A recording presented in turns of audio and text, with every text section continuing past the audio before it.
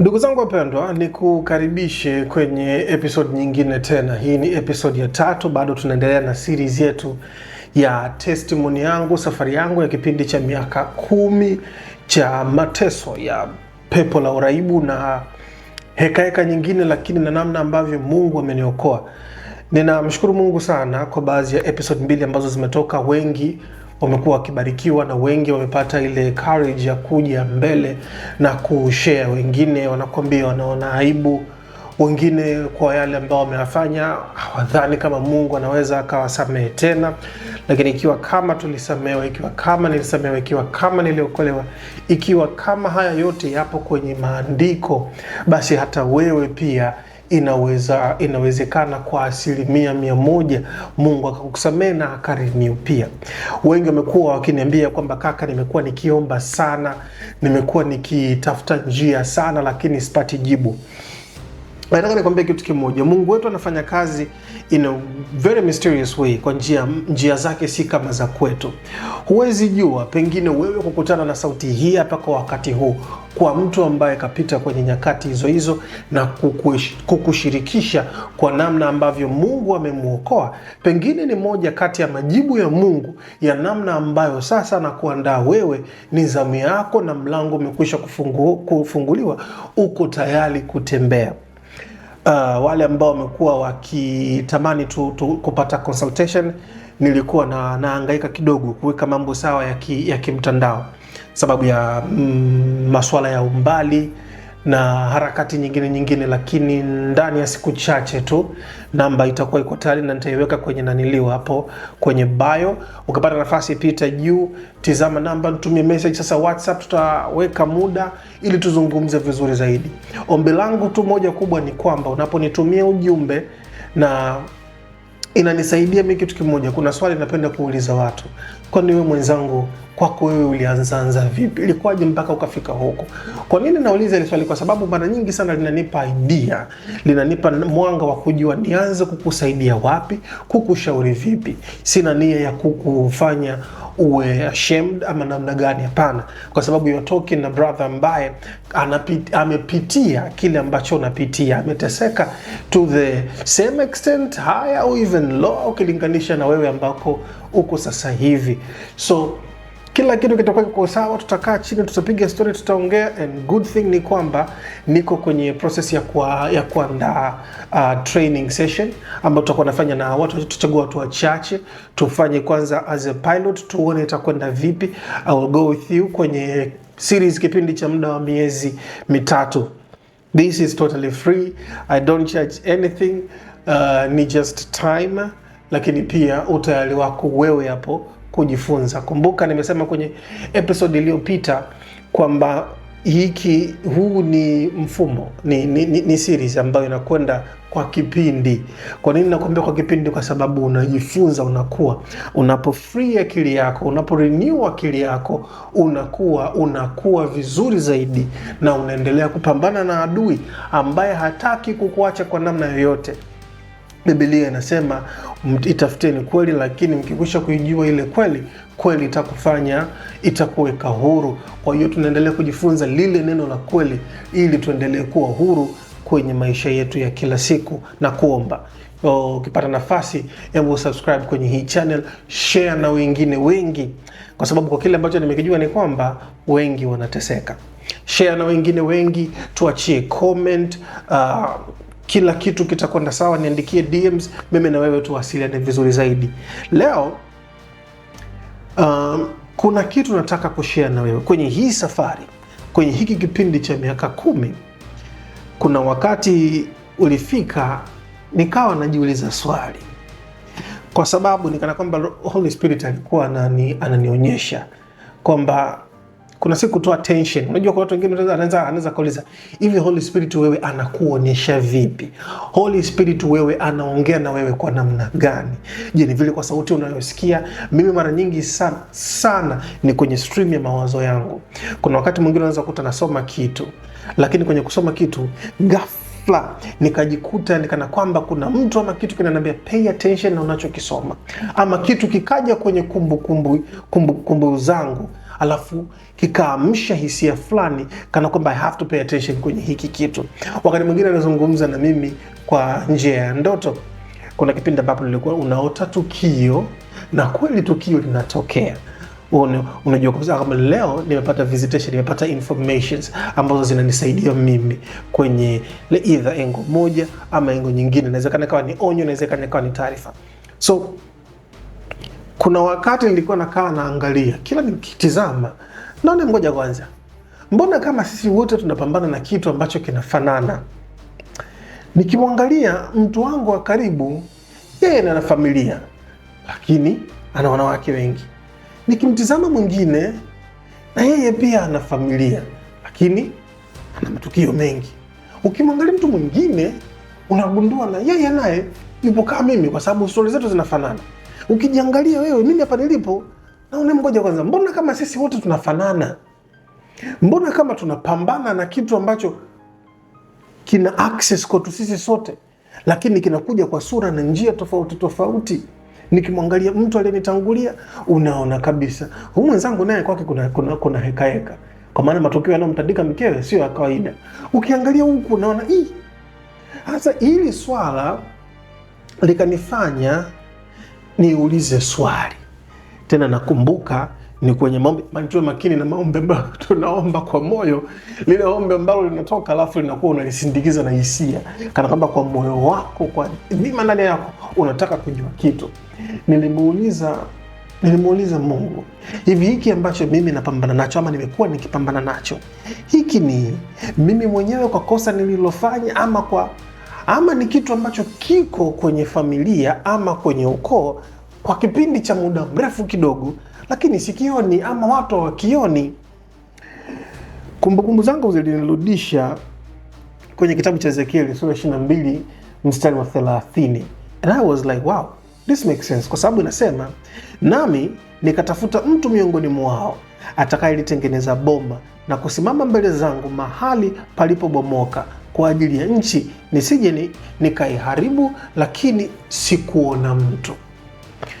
Mungu alikuwa amempa information Ezekieli kwa context yake, ufupi tu context yake, kabla taifa la Israeli, kipindi ambacho limefika kwenye kipindi ambacho ni kipindi kigumu, dhambi zimetawala. Anampa neno Ezekieli kumwambia kwamba nimetafuta mtu asimame kwa niaba ya taifa, ili taifa lisije likaenda likapigwa kwa laana. Kwa nini? Kwa sababu dhambi zake zimefika pabaya. Na ukisoma context ugundua kwamba Israeli walikuwa wanafanya mambo ya hovyo kweli kweli, mambo ya hovyo mno. Lakini sasa ukirudi nyuma kabisa kwenye kitabu cha Kumbukumbu la Torati, inaweza ikakufanya na make sense. Kwa nini? Kwa sababu Kumbukumbu la Torati linasema, usivisujudie wala kuvitumikia, kwa kuwa mimi Bwana Mungu wako ni Mungu mwenye wivu, nitawapatiliza wana uovu wa baba zao hata kizazi cha 3 na cha 4 cha wanichukiao. Nitawapatiliza uovu wa baba zao watoto. Dhambi za mzazi, kuna uwezekano mkubwa impact yake ikamkuta mtoto kutoka kizazi mpaka kizazi. Na huko kwenye kitabu cha Ezekieli tunaambiwa kwamba Mungu alikuwa anatafuta mtu wa kusimama ili alitengeneze boma, lakini hakupata mtu. Na something ni kwamba katika kila familia, mimi naamini katika kila familia Mungu kuna wakati anamtafuta mtu ili akiokoe hiki kizazi. Amekuwa akitafuta watu, akituma malaika zake, lakini watu hawapay attention, ama watu wako wanazidi, mapigo yanayopigwa na adui yanawafanya kiasi cha kwamba wanajiona wameshakuwa wamevurugwa tayari. Mpendo, mimi nahisi kwenye familia yako, pengine wewe Mungu kakuchagua ili wewe upay attention, uokoe kizazi chako, ili Mungu aokoe kizazi chako kupitia wewe. Hicho ni kitu cha msingi sana Kumbukumbu la Torati tunaambiwa kabisa, if you mess up, dhambi za baba zinaingia kwa watoto, lakini Mungu wetu ni Mungu mwenye huruma. Kwa nini nakwambia hivyo? Kwa sababu kwenye kitabu cha Ezekieli anatuambia fika kabisa alikuwa anamtafuta mtu ili asimame atengeneze pale palipobomoka, lakini hakupata mtu. Sasa swali ni kwamba hivi, huyu mtu ni wewe? Na kuna wakati mwingine watu tunasema kwamba bana, mimi sikuzaliwa nazijua hizi njia, sikuzaliwa nayajua haya mambo, wala hata sitaki kupay attention. Nataka ni kuonyesha mstari mmoja kwenye kitabu cha Yeremia 6:16. Neno linasema, Bwana asema hivi, simameni katika njia kuu, mkaone mkaulize habari za mapito ya zamani, iko wapi njia iliyo njema, mkaende katika njia hiyo, nanyi mtajipatia raha katika nafsi zenu. Sijui kama unanielewa hapo mpendwa ndugu yangu. Itafute njia ya zamani. Nafikiri Mungu anazungumza na wewe pia kwenye hii video kukukumbusha na kukuonyesha njia hiyo ya zamani ni ipi. Sasa mimi hapa kwenye kuuliza kwangu nikapata ndoto ambayo ile siku ilinitesa. Siku yote ndoto ilinitesa kwa sababu kwanza ilikuwa ni very vivid, lakini pia ilikuwa ni ngumu kidogo. Kwa nini nakwambia hivyo? Kwa sababu ile siku nimelala, niko nyumbani, tena ni siku kama ndani ya siku 3, wakati nimeomba kujua hili swala linalotokea ni la ukoo, ni generation, ni la vizazi, ama ni la kwangu mimi mwenyewe, mzigo ambao nimebeba mwenyewe. Kwa nimelala, kwenye ndoto niko shambani, maana nyumba yetu ni kama shamba, nyumba ipo katikati. Sasa nimetokea huko nyuma, na huko nyuma kuna kamti kamkorosho. Ajabu ni kwamba wakati na pay attention kwenye ule mti juu, kuna nyoka mmoja mkubwa kweli kweli anazunguka tu kwenye ule mti. Kuna kitu kikawa kinaniambia, mtu ambaye alikuwa na pembeni, sijui ni nani, lakini nilikuwa na feel kuna presence ya mtu, na alikuwa anasema usiogope, nenda. Kaona okay, no problem. Na kweli sikuwa na fear ndani yangu, nikawa natembea sasa kuelekea kuifikia ile nyumba. Mpendwa, huwezi amini, kwa sababu nilipokuwa napita attention yangu ikawa inaangalia ndani, nikawa naangalia kwenye lile shamba. Kuna mashimo mengi kweli kweli, na kwenye mashimo nyoka wanatoka wanapanda na kushuka, nyoka wanapanda na kushuka, nyoka wa kila aina ambao wewe unajua, wa kila rangi, wa kila wenye sumu kali, wasiokuwa na sumu, kobra sijui nini, wote naona wanapanda na kushuka, na mimi ndo ninatembea kwenye hiyo njia. Wakati nafika katikati pale sasa, nimefika katikati, yani kama mita kadhaa kufikia nyumbani, nyuma yangu nikawa napata sense, mbona kaa siko peke yangu. Ile moment nageuka nyuma, niliona kuna kipisi. Sasa kipisi ni kama nyoka mfumo wa python, yani kama mfumo wa lile anaconda, lile chatu sijui tunaita, kubwa kweli kweli, yuko nyuma yangu. Yule nyoka kawa anakuja vicious kabisa, yani ananifuata. Sasa na mimi naongeza speed nitembee, nyoka ananifuata. Ajabu ni kwamba huku kwenye mwili wangu wa kawaida huku sasa nikawa naanza kupata shida. Yule nyoka ananisogelea, nikawa nimekwisha fika nyumbani. Nyumbani nilipofika nilikuwa namuona mmoja kati ya seniors wangu, wazee wangu. Mmoja namuona yuko kule, anatoka upande wa pili, upande ambao opposite ya kwangu mimi. Yeye anakuja yeye nyumbani kwenye kajiko kakuni pembeni, amekamata kuni, anakuja kupika sijui kufanya nini, I don't know. Lakini akawa anakuja ananijia mimi.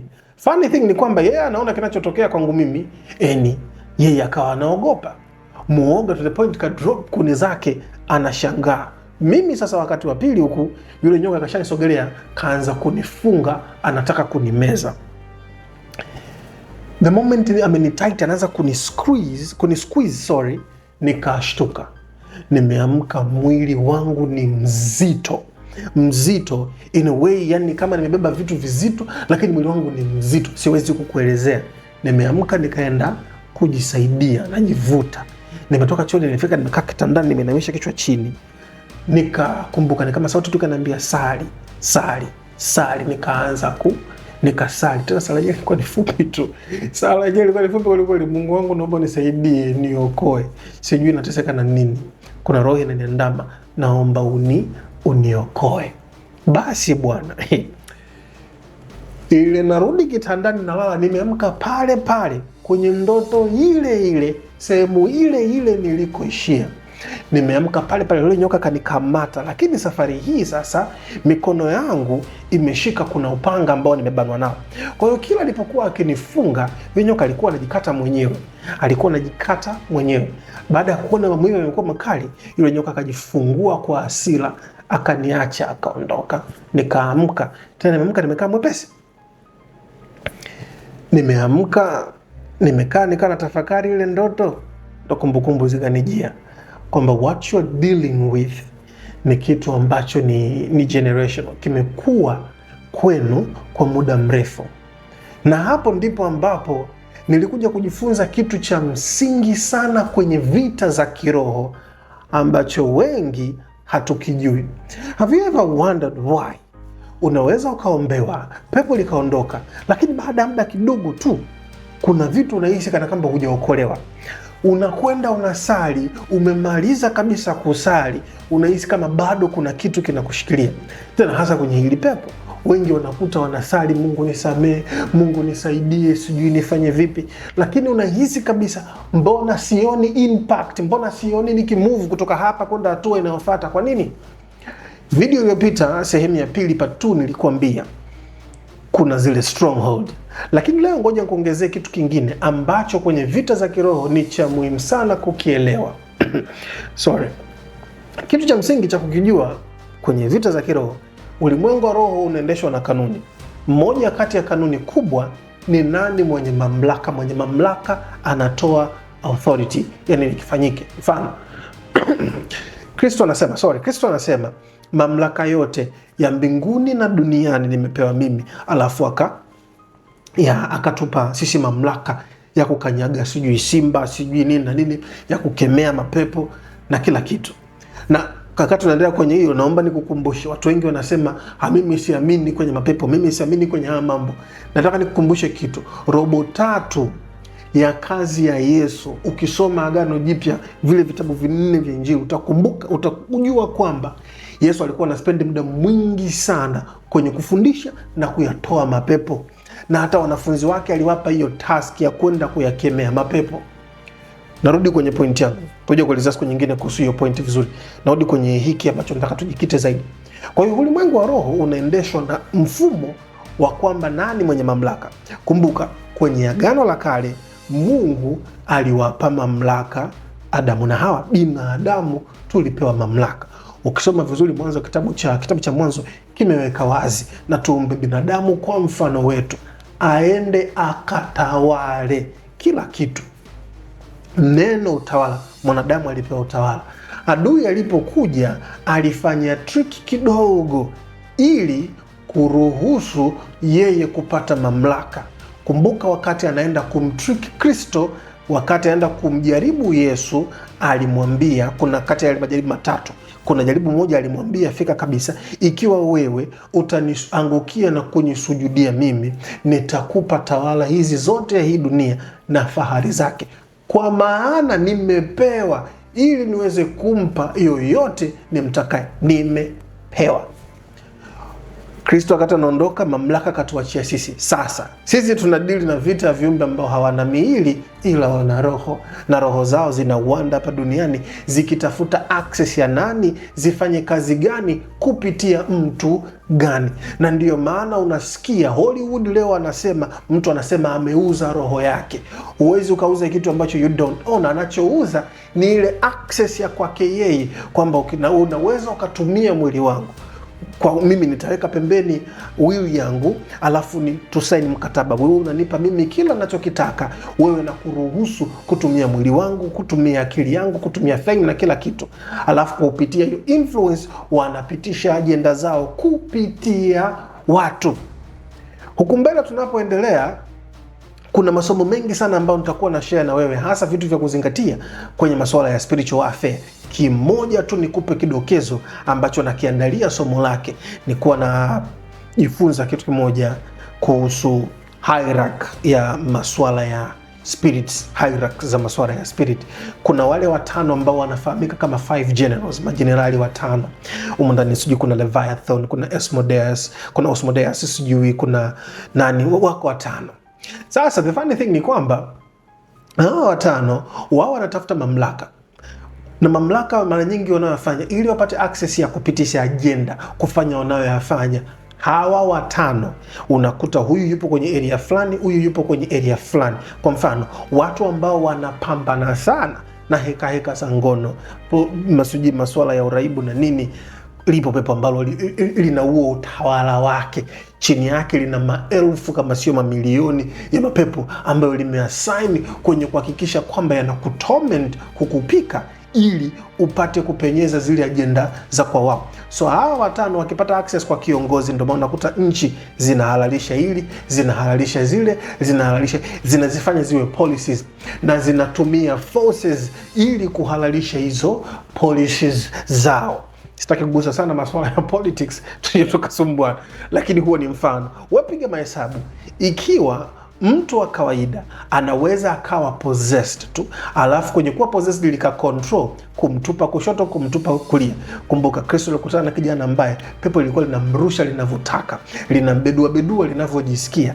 Imagine mtu yuko kwenye mamlaka ambaye roho yake iko corrupt, ama mtu yuko kanisani, mtu yuko kwenye level ya familia yako, bosi wako, mtu yoyote yule ambaye amepewa mamlaka fulani, lakini ndani yake anatawaliwa na roho fulani. What do you think really kita happen kwenye eneo ambalo yeye analitawala? Kwa hiyo nilichojifunza, ulimwengu wa roho unafanya kazi mara nyingi sana kwa nani mwenye mamlaka, alafu mbadilishane mamlaka hayo, exchange, ili tena kwa mikataba, ili wao wapate kufanya shughuli zao kupitia wewe. Kristo ameweka wazi demonstration nzuri kabisa, niko mlangoni na gonga hodi, kwamba najua utawala huu ni wa kwako, lakini mimi nimekuja, ukiniruhusu nije katika maisha yako, kuna mengi nitakusaidia. Adui yako anafanya the same thing. Adui anachokifanya, anakutrick kupata access katika maisha yako, ili aweke vile vitu ambavyo yeye anavitaka kwenye maisha yako, kwa maana ametarget kizazi chako. Kwenye kizazi chako ikiwa kuna mtu ana influence, kashampata na yeye.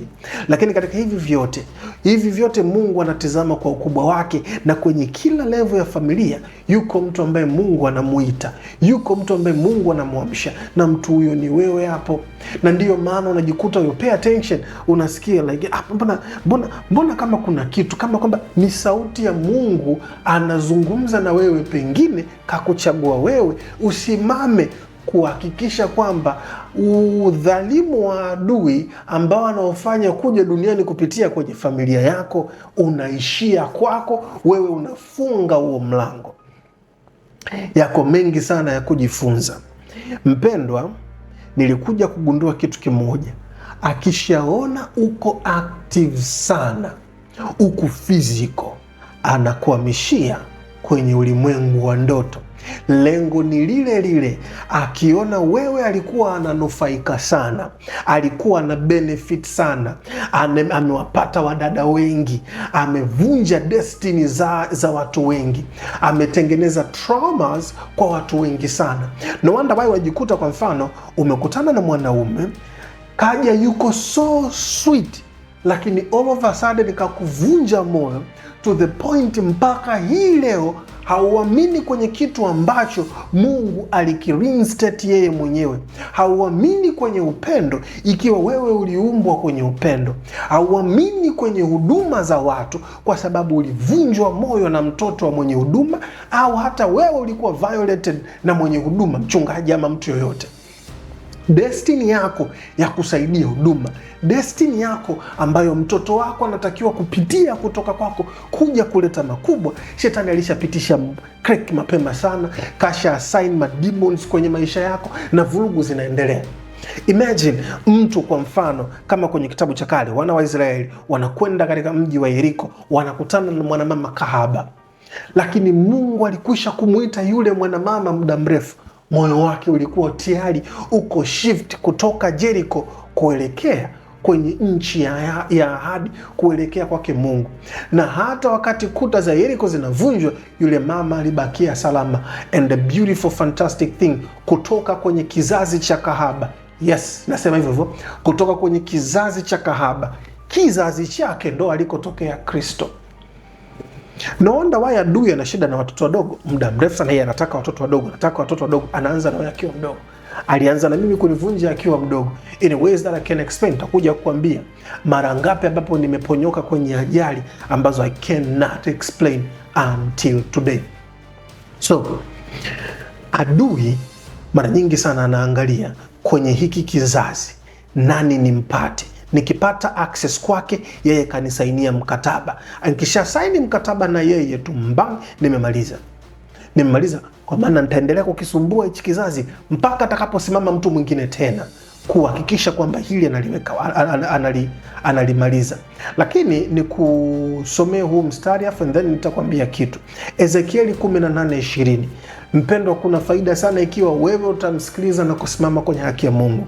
Ikiwa kwenye ukoo, ikiwa kwenye kizazi, yapo ambayo milango ilikwisha kufunguliwa. Sikiliza hili. Roho itendayo dhambi ndiyo itakayokufa. Mwana hata uchukua uovu wa baba yake, wala baba hata uchukua uovu wa mwanawe. Haki yake mwenye haki itakuwa juu yake, na uovu wake mwenye uovu utakuwa juu yake. Unaweza ukasema wow, this is fantastic. Kwa mantiki hiyo basi tena dhambi za baba haziwezi zikamhusu mzazi wala za mzazi kumhusu mtoto, which means shetani hawezi akapata access kwetu sote. Kuna condition kwenye hii sehemu hiyo, sura hiyo ya 18. Ukisoma mistari michache nyuma, kwa context yake, kuna huu mstari unasema hivi: yule mwana atakapofanya yaliyo halali na haki na kuzishika amri zangu na kuzitenda, hakika ataishi. Ikiwa utasimama, wewe utaamua kwamba enough is enough, kizazi chako na wewe kitaokolewa na wewe utaishi. That's the benefit and beautiful stuff. Kwa hiyo mpendwa, mara ya kwanza, hatua ya kwanza ilikuwa ni mimi ku make up my decision. Nikaamua, nikasema sawa.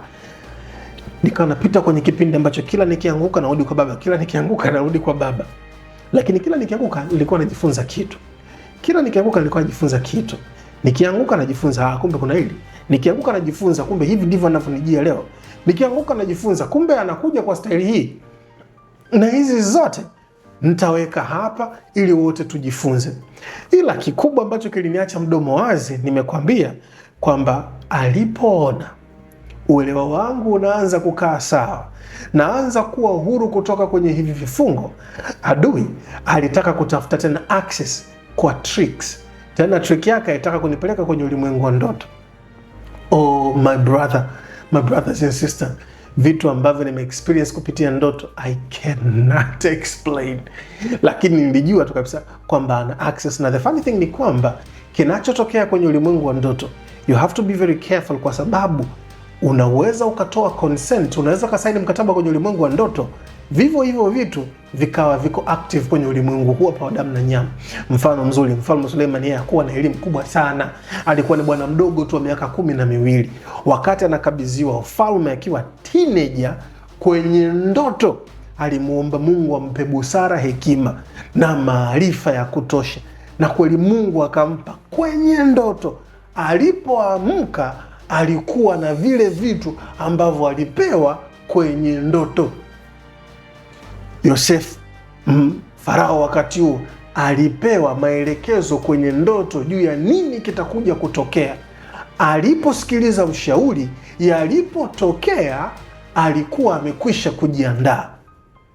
Sijui unanielewa hapo.